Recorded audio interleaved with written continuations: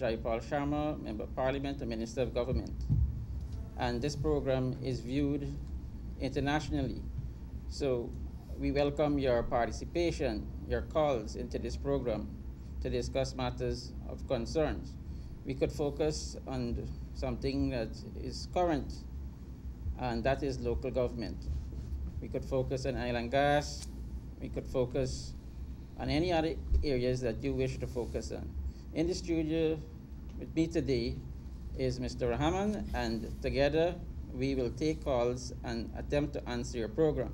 Attempt to answer a question on this program. And so we will go to the line as soon as we got the indication that calls are coming in.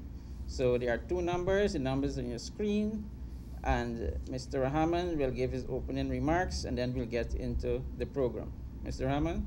There are two issues, two burning issues. One, the local government elections that is coming up, and the other one is about domestic violence. We seem to have a situation where people seem to have a pattern of killing each other, and we need to be able to focus on this and be able to get people to understand the reasons why people get into the situation of violence. Violence, generally speaking, it's an abhorrent thing, and people have to begin to learn how to deal with disputes and how to deal with differences. I can't understand the recent attacks on women. Is totally unacceptable in modern society, and I think that we need to discuss it today. We need to get a response from our viewers, and we need to get ministers like yourself who are connected directly or indirectly with this matter, and agencies that are involved in women's rights, lawyers who are protecting women and those who defend them in courts and so on, and the police in particular.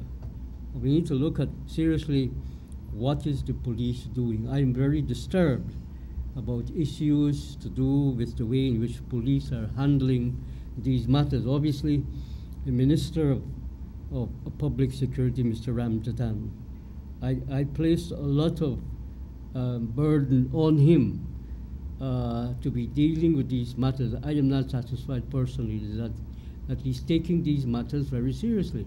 Right in his constituency in Berbice, a woman had been murdered a couple of days ago, and the police, she has reported to the police on numerous occasions, and nothing has been done. The woman was killed, no protection. We need to begin to secure women who are attacked, who report to the police. We need to take measures, drastic measures against the perpetrators, and we need to secure the safety of these women. We need to provide safe homes so that they can feel that we have their interests at heart. This government came into office to offer those kinds of protection. The president himself and his wife are down as people who conduct themselves properly, and they make efforts, particularly his wife, to discuss with women and young women to get jobs for them, to train them, and so on. So there are opportunities there for us to be able to move this process forward, to use the resources of government and other non-governmental organizations or international organizations that are paying attention to these things, but not enough is being done by the Public Security Ministry and the Minister to rescue the situation. Okay, thank you, Mr. Rahman. And of course, that is your view. That is how Mr. Rahman sees what is happening and what the Minister of Public Security can do. Personally, I don't believe a minister should be taking responsibility for anything that a citizen of this country do. Any ministers around the world, any minister. So we as ministers should ensure that necessary measures are in place to deal with these things. And we all are responsible for what is happening. We need to educate ourselves, educate our family, educate your sons and daughter, husband and wife and children. You need education, you need counseling. And I always promote church. And I believe we need more church, we need more religion in our lives. You need to find time to go to religious organizations and functions and discussions and have counseling. I will take my first caller. Caller, you're in the air. Yes, good afternoon, Mr. Minister. Yes, good afternoon. Tuesday is going to be one of the greatest days in Guyana history when the court tell Barrett Jagdeo he can't be president again. And could you please explain to the public what's going to happen? And what's going to happen to the PPP when they hear he can't run again? Thank you. Well, thank you. Well, I think it will be Tuesday afternoon that the Caribbean Court of Justice will rule on the term limit of the President of Guyana. The Constitution says no more than 2 consecutive terms. And so our former President, Jagdeo, utilizes 2 consecutive terms. Matter of fact, he served in excess of 2 terms because he served 12 plus years. But that is because the then President Janet Jagan resigned and gave him a term. And so within that period of time, that is when the constitutional amendment was signed. So thereafter, he was entitled to 2 terms. And so he is the one, he himself, now Dr. Jagdeo, so bright, he signed it into law, and now probably he's using persons and individuals to challenge it, that they want to have him to be their president, or they want to, or they must not be prevented of in the choice of choosing an individual to be president. It means the Constitution must not disqualify someone from being the president, even if that person held 2 consecutive terms of president of the country. So that is basically what the matter is. And what would it mean should the Caribbean Court of Justice rule in favor of the Constitution? If they uphold the Constitution and say the Constitution was clear in how it was set out, how it was framed, if it said that the constitutional amendment went through the right process in terms that it didn't need a referendum, then it will have to hold. It means that he will not have his 3rd term. He's claiming he don't want to have a 3rd term. Jagdeo say, I don't want to have a 3rd term. So if indeed the rule in his favor or the favor of the person that is making the challenge, well then that will be the true proof that he have the opportunity in his hands to run again, but he didn't take it. So in either case, it will be something for us to see what will happen. So if the rule in his favor, we're going to see if he really stick to his words and say, no, I don't want the presidency again. I don't want to compete for the presidency again. And so I'm going to say, okay, he's a man of his word. Who tells you? Good. So, however, if they ruled against him, the PPPC or small c, as I refer to them, PPP small c, c meaning civic, and they don't have any civic component in them. What would happen is that I believe they put systems in place already to identify a leader. The leader will not be a person that will be chosen from the ordinary people or supporters of the PPP. It will be chosen by the General Secretary and the present leader of the opposition, Jagdeo himself. So he put himself in a position that he's going to select, he's going to bless this person, and he's going to elevate that person. So it might be persons like, it definitely wouldn't be the Chatri warrior, which is Nanalal, the Honorable. So it may be Muhammad Ali. And so if you notice, Muhammad Ali, Irfan. Well, you know him as Irfan. His real name is Muhammad Ali. Muhammad Irfan Ali. So Muhammad Ali. So most likely he would go with that person because, you know, they're close. He elevated him from a normal public servant to a minister, and to a minister that had 2 ministries. So he was setting the stage to show that this young guy, who is young as him, when he was elevated to presidency, have the quality to lead. And then you see he's chairing the Public Accounts Committee of Parliament, and you know what he's doing is chasing out accounting officers if their public secretary, REO, he said, get out the place, you're not prepared and so. Now, we were in opposition. When we used to chair the Public Council Committee, we never behaved in such a manner. Matter of fact, when Irfan took the seat as chair of the Public Council Committee, he had to look at his own ministry and his own government ministries. So, what is happening there? He was sitting looking at 2010, 2011, 2012, 2013, and part of 2015. That is ministry's report of the Auditor General under the PPP. And he never chased nobody out. Suddenly, so it come to scrutinize in 2015 when we were in when we came in office, 2016 and now 2017, and he's now chasing people out. So recently we saw he gave his member Edgil an opportunity to sit in the seat, and he also was arrogant and chasing people out. So definitely the setting the stage. So I'm seeing maybe is a Muhammad Ali and a Edgil.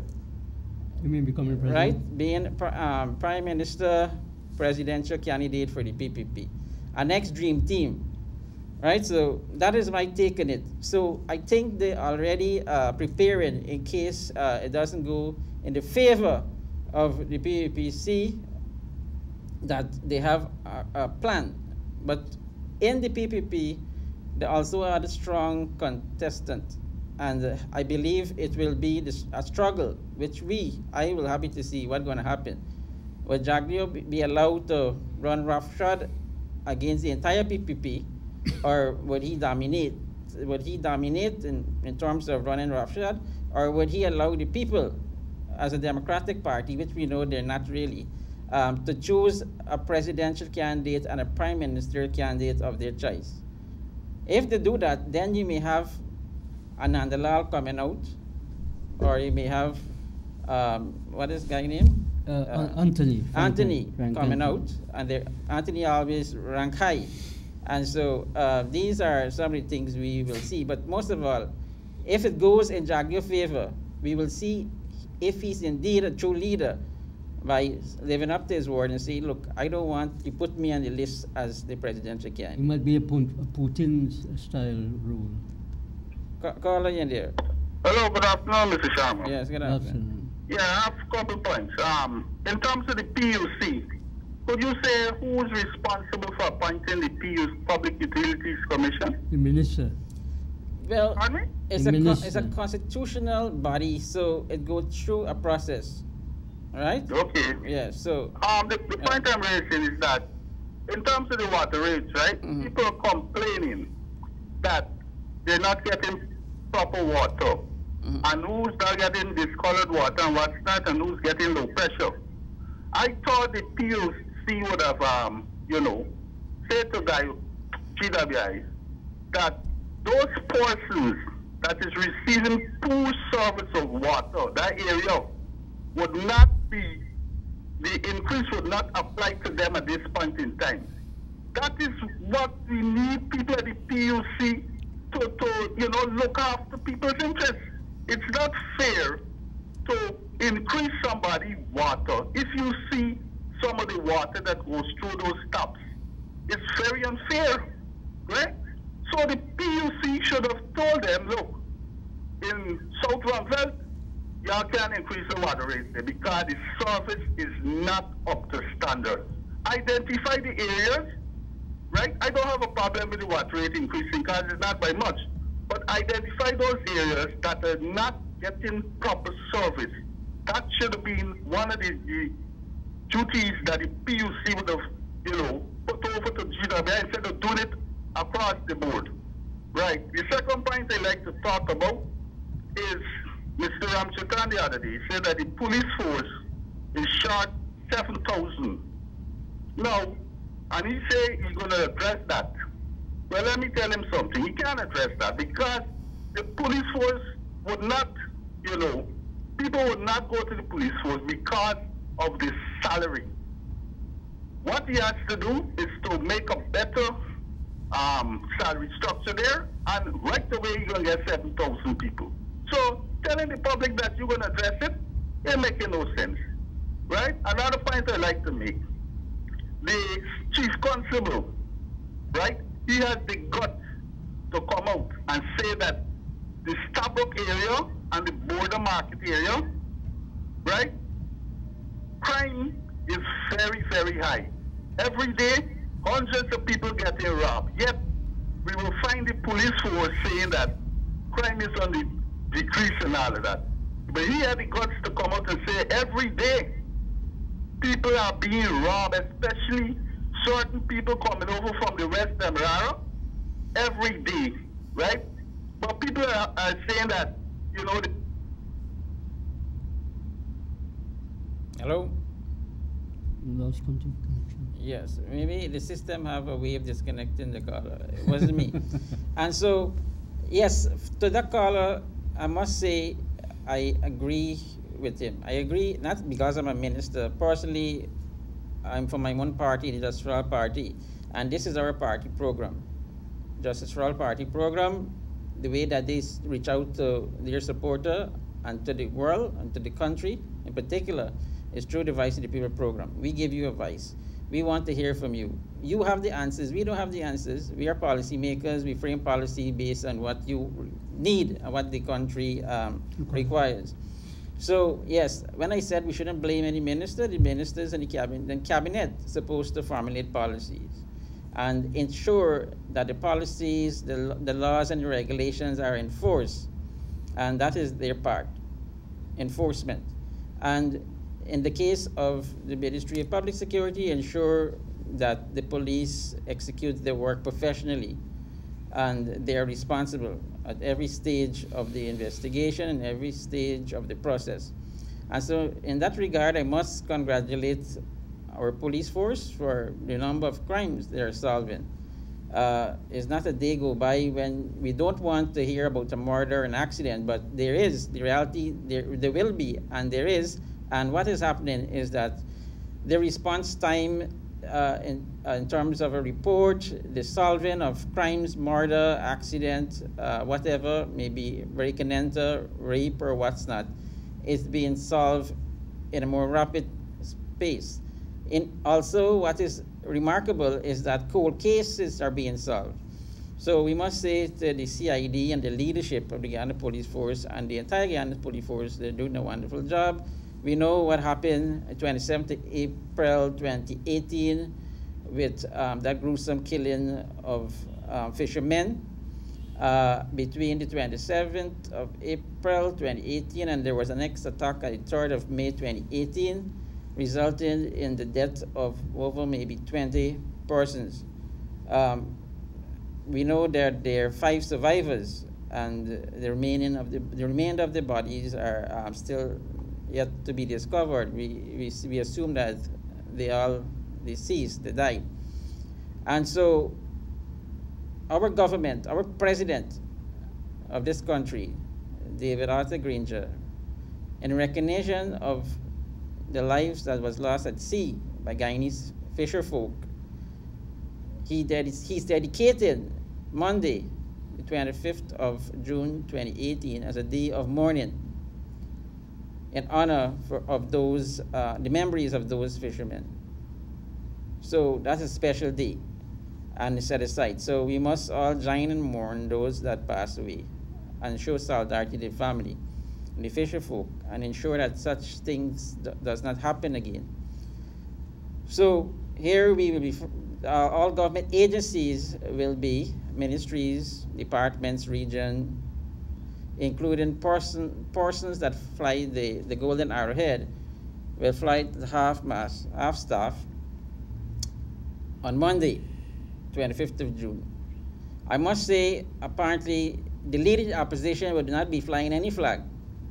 You know, he complained about the national flag going up on the independence, and he said because the flag was ripping here, and it was double stitched, it apparently changed color, and he said, is the PNC, is the mischief maker. How they want to they want to put the PNC color. But the flag is so large and the breeze is so heavy that it will rip the flag. So you have to border it, triple stitch it, double stitch it, whatever they will do to remedy it. And so he's blaming our Minister of State, Minister Harman, and others, not recognizing this flag is torn and remedying it quickly by double stitching it and causing him and his supporter to accuse the PNC of mischief. But guess what? He said that Minister Harmon was poor in his decision making and his action and so in getting this thing done, and he's blaming him. When I looked at his office there at Church Street there, he has no flag. So I hope he will have a flag on Monday in support of the International Day of Mourning, Guyana, recognizing this nationally for our country, not internationally, sorry, but nationally for our country, a mourning for the loss of life of those fishermen. Caller, you're there. Hi, good day, Yes. Mr. Sharma and your panel. Yes. No time, must get something the government doing good, right? And I must commend them.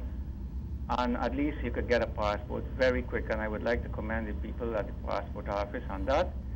But there's a few little things, you know, it's not too costly, I don't think.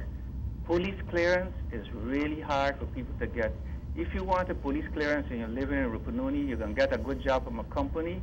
You have to come to Georgetown for police clearance and stuff like that. Maybe Barbies, wherever. And it could be quite expensive if you gotta come from Rupununi. So if they could like implement little offices that they could give people in certain regions a police clearance, it would help them. That's just my idea. And another thing is the fire hydrants. Who is responsible for the fire hydrants? I've seen fire engine come, they can't get water, they blaming Guyana, and they blaming this person. The blame is just going wrong around. People saying the fire hydrant is run by the government, the fire hydrant is run by the mayor and the city council, and it's run by local government. And then imagine, you could remember a few years ago, right next to the fire station, a house was burned down because they didn't have drivers. So they have some little things the government could look into and rectify them, and I would like to know who is responsible for the fire hydrant. Okay, good, thank you. So yes, GWI, I am aware, is looking at the matter. I think they had acquired some fire hydrants. They have to install them. Look, the network, the piping system in Georgetown is like maybe over 100 years old. And so there's a number of things we have to do. And so they should have a collective of agency that will be looking at it. Fire service, the Guyana water authorities, and other persons and agencies looking at it in terms of it's in the township is in the city. In terms of Georgetown, they will have some responsibility. So it's a collection of agencies and individuals should have that responsibility to ensuring that it's functioning, especially in the capital city, in which our buildings and our wooden structure are aged buildings. So it's something that we need to look at. So I'm saying to you that your comments are taken. I'm happy that you recognize that we're doing good things. The Passport Office, Minister of Citizenship, Winston Felix, a former commissioner of police, he knows of the situation that persons had to suffer to get a passport. He also would know about the issue of police clearance. However, to have police clearance issued in every single region may not be possible at this time, but it will be possible because government is driving ICT program in which it is linking the hinterland, the coastland with ICT, with internet connectivity. And with internet connectivity, you could be in Timbuktu, you could be in Region 1, you could be in Region 7, you could be in Region 8, the most remote place of this country. And Guyana is very remote because it's very large. And so with connectivity, that information could be fed back to the base, and so we would know by comparing fingerprints that this person have a clean record or don't have a record, and so you have the authority and okay to issue a police clearance in favor of that person. So it will happen. So we're speaking about local government, right? And in local government, you know, the president vision is to have a capital town in each region. Why do you think he wants the capital town in each region? Because he don't want somebody from Region 8 and 9 and 7 far-flung hinterland area to be traveling all the way to central Georgetown to have those services. If you have capital towns, those services will be decentralized and gravitated to those areas. So that is one of the decentralization. This is one of the process in which what you're asking for will become a reality. So this is something the PPP did not touch for the 23 years they were in office. And now you're hearing that this PPP General Secretary, Dr. Jagdeo, Opposition Leader Dr. Jagdeo, is all one person now. So what he's saying is that in an election, he's given credit to himself and his party that they won majority of the votes in the 2016 election, an election which his government didn't want to keep. Even if they had won the 2015 election, they wouldn't keep local government election. So he's saying, look, we slaughtered them in 2016, and we're going to slaughter them again in 2018. I don't know, he's slaughtering people now. And so these are not words should be spoken from an individual that have that amount of responsibility. And so he's indicating to you that he will be a next slaughtering happening. Yeah, but the so what I'm saying to you is, if he had in his government, his 12 years, his 12 and a half years, and of the PPP, which he had responsibility for as president, he should ensure that there's local government election and that those services and so on that we want to put out there to the ordinary people in the hinterland communities would have been there. And so it wouldn't be that stressful on us now within the short 3 years to ensure that we have that level of infrastructure. So just reminding you, call a friend, call a brother, or sister, or loved one, tell them to tune on to Channel 6, that Minister Sharma is here with Mr. Rahman, and we're taking calls in this live calling program. And I just have a message from you, from the leader of the Justice Party, which I will give you. Mr. Rahman, just after I take this call, you have an opportunity to say your piece. Caller, you there? Good afternoon, sir. Good afternoon, Mr. Rahman and Mr. Sharma. How are you, sir? Good day. Okay. Thanks. I got two things I want to talk about. First, is the dialysis people, you find the NIS, right?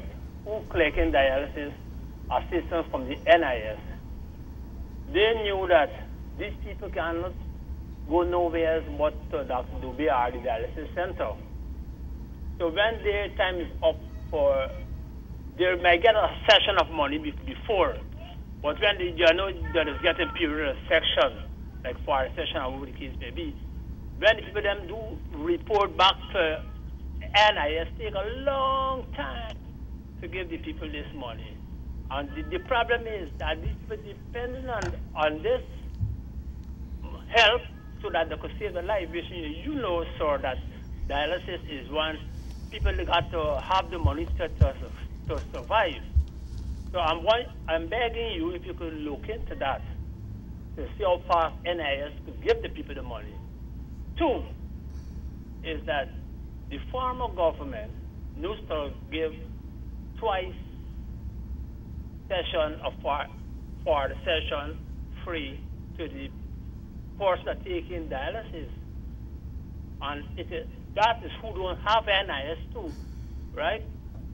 And what I'm saying that if you could see that if the people with dialysis don't get one session, they can't get a repeat back anymore. If they could get another session back again today, because a man spoke to me yesterday, and he telling me that his brother now get dialysis in the States, and one of them get in Suriname or somewhere. He need to get help from his family outside. And so for 2 weeks he take that, so he could return to that, so he can't even move. But due to no help, because now the family outside got to try and help the other one that will now get dialysis, will now doing dialysis, which the state does get free, but what he's saying that they got to pay a small portion until the freeness come in. But now it's 3 brothers got the dialysis.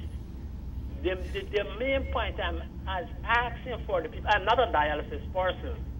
The main thing I'm asking, if you could assist, if you could see through your heart and the government, I know the government is looking for the people, if they could give people who don't get assistance from the NIS, who depend upon their relatives and family to assist them in a session more or not, something to help.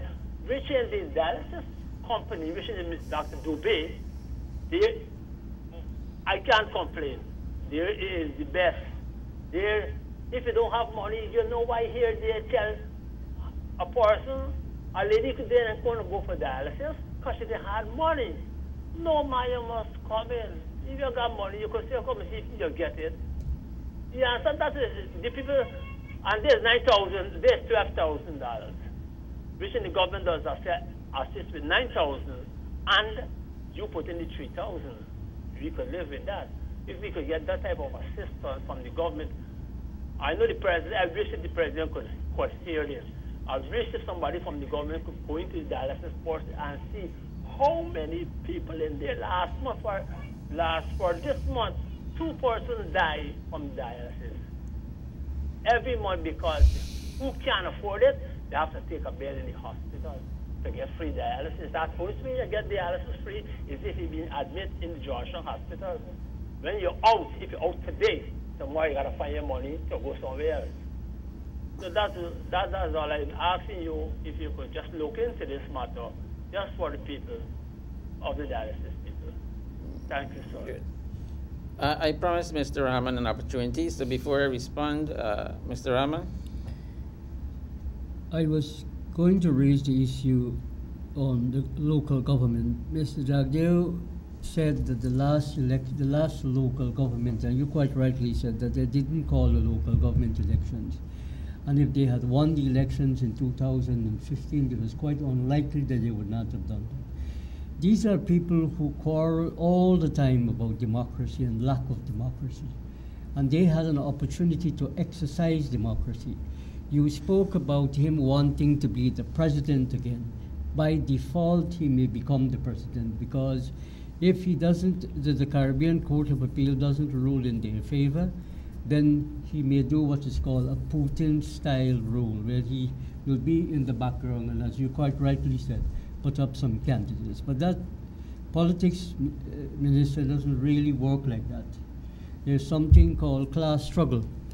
There's a big struggle going on inside the PPP. There's an almighty struggle going on inside the people, quite rightly, that the supporters of the what they call the Dragonite faction of the PPP is emerging strongly, and they do not see Jagdeo as inheriting the legacy of the Jagans, that is Chetty Jagan and Janet Jagan. I think it is regrettable that Mrs. Janet Jagan gave the mantle to Jagdeo, but she made a mistake. She felt that she could do a Putin-style operation, that she could have manipulated him from behind. But then you remember he said that she must take a back seat, that she had done what she had to say. So he dismissed her and he carried on doing what he's doing. He virtually destroyed the basis of the PPP. And as a result of that, the nation is experiencing today a fight back. And he says that this government is gerrymandering the local government process by shifting the boundaries. You're an expert of this. I hope you're able to expand it, because you worked with GCOM. The fact of the matter is that if you look at Metimerzog, the constituents, the local government area, Iflot and Tushin, and if you go into the Tushin area, you will see the chaos and confusion that they left there. They created a housing scheme without proper roads and proper drains and irrigation system. So people from the Tushin area who are listening to this program can call in and say to the nation the kind of bad roads that they have had, and we are now making attempts to make those roads. But of course, the last time you explained, the government does not have that amount of money to make all these roads all at the same time.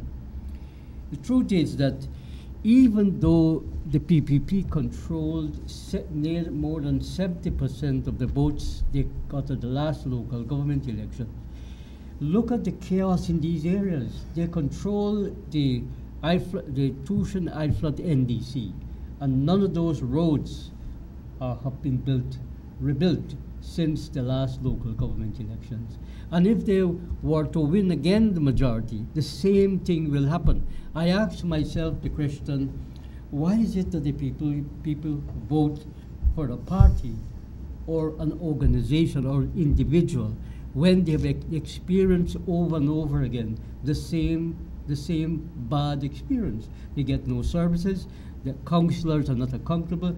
In fact, if you go into those areas and you ask the people, who is your constituency councillor? They don't know the name of the person. They don't know the name. A vast majority of people don't know who is their councillor or who is their member of parliament. And the reason for that is because of a system that the PPP was supposed to change, where we would have had constitutional changes and people would have known who is their member of parliament, because that member of parliament will have to come from the constituency. They have not, they complain about the Burnham's constitution, where you have the list system, but they had 23 years to change that system. So when they talk about democracy and local democracy, the example is there that it is this government, when it had the opportunity, the first opportunity, that it called local government election. And the minister is on record saying that this year we will have the local government election. They are telling people that the government are hoping their government may postpone the local government election. But the minister is on record repeatedly saying the local government election will be held this year. I hope you can comment on the GCOM thing. Yes, but before the call in relation to the dialysis, look, the Minister of Public Health, and that is Ms. Minister Lawrence, she's aware and compassionate, very compassionate about the issues of this. But the reality is that you cannot give that amount of assistance to each and every person that's suffering from kidney failure, renal failure. So it's very hard and it's depressing. I could understand how the minister would feel at times, and even you said you want to speak to the president, how we all will feel that we can't save each and every person. Each and every person have a responsibility. These are non-communicable diseases. It's lifestyle diseases, because the way that you live is because of that. Most of us are suffering. Some persons, some children develop it at a very early age. It's not their problem. Maybe because how the mother was brought them up. Not brought them up. How in terms of the pregnancy, whatever occurred during the pregnancy, it caused damage to their organs. But however, adults will develop it, and so that is because of their lifestyle, the drinking habits, the eating habits, smoking habits, exercising habits, smoking habits. So if we could just do that, we will save a lot of money. Exactly. You, the individual. And that is the drive this government is going on, an educational program to say, look, change the way that you carry out these daily activities, and it will save the state money. Mm-hmm. And so, yes, it's engaging the attention. I can't say at each and every cabinet, but whenever I would sit in for Honorable Minister Jordan, because when he's out of the country, I'm the minister with responsibility for finance. And so whenever that occurs, and I sit in cabinet, of course you have a cabinet people may come up here or there for materials and things of that nature. And it will always take a discussion. So once it takes up cabinet time to discuss, we are thinking about it. We know the impact. But what can we do? You know? So I could say to you, in the last budget, 40 billion, the highest amount went to education. And so I think, if I'm not lying, and I don't like to lie, the third is not my habit of lying, the people of the country, but the third area is health. Okay? So it's health. So a lot of money, in excess maybe a 30 billion Guyana dollars, was put in that area of health. How much more we need to put? According to you, we need to put much more. But where are we going to take it from? Education? The nation is growing. We are on the verge of oil and gas. We need to educate the leaders of this country, the youths. And so you need to spend a lot of money on them. You would have heard we opened a new school in Golden Grove, 170 million. That money didn't came from any borrowing money. It came from taxpayers' money. 170 million to build a school. That student was once cramped, 400 in numbers. Now it could accommodate comfortably 1,000. And so that will alleviate the crowding conditions and the cramped conditions that the students in Region 4 had to endure. But now with this new school, with taxpayers' money, children could be in a better environment, a comfortable environment. So it's always where we want to put the money. Should we put the money on health? You know? Should we put the money in education? If you put the money in education, go into the youth population, not so? We put the money in health, who would benefit it? The older population, the aged population. And so maybe you could say, if you want to save the aged population and let the youth population be ignorant. And so we have to solve this, and I believe the way to solve it is by we, the Guyanese people, young and old, regulate our habits so we could control these things. A lot of people say they are natural way in dealing with these things, and dialysis is not the way. Exactly. And so before a doctor put a person that have high cholesterol, or in particular, if the blood sugar is very elevated, before the doctor put you in medication, the doctor will always say, exercise first. Exactly. And the doctor will always try to put you at the minimum, this very smallest medication, because, you know, those medications will damage your organ, in particular your kidneys. So we have to be careful in terms of how you are pressuring the government to swing in terms of funding this nation expenditure. And so the president on record that he is focusing on the youth education, and I don't blame him. So let me take the next call. But I said I wanted to say something to you, a message from the leader of the Justice Party, C.N. Sharma, my father. And so let me take the call before I get into that. Caller, in there. Yeah, Mr. Sharma, good afternoon again. Yes. I'd like you to shed some light on the 18 million bonus interest. According to Mr. Jordan, he was quoted as saying it was around 30-point-something million for 40 years or something like that. But Mr. Gaskin, Raymond Gaskin, is questioning that. He said according to, you know, the rates or whatever, it's supposed to be 270 million. Could you shed some light why Mr. Jordan is saying 30 and it's supposed to be around 270? Thank you. Look, I'm not the Minister of Finance. And so if the Minister of Finance, Mr. Jordan, made a statement in some press conference, he should be the person to clarify whatever you're saying. I'm going to say to you, if you put 18 million US into a bank, how could you calling some figures? You saying it's 217 million?